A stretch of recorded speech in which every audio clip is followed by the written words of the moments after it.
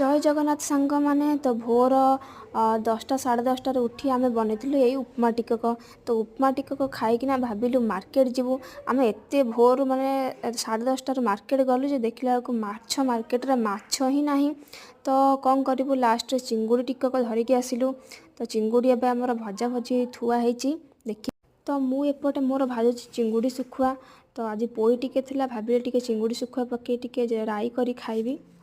इे चिंगुड़ी तरकारी को आड़े चिंगुड़ी शुखुआ पोई राई को सह हा एपटे आमर चिंगुड़ी भजा को मुझे पाग कर छेचिदेली। यार टेस्ट तो जो मैंने खाई से मैंने ही जानी। तापर यहाँ आम तरकारी पूरा रेडी हो गलानी। आम धनिया पत्र टिके पकई गार्निशिंग करदे। देखिए चिंगुड़ी तरकारीटा पूरा टेस्टी देखा जाउची। यहाँ हूँ आम चिंगुड़ी भर्ता।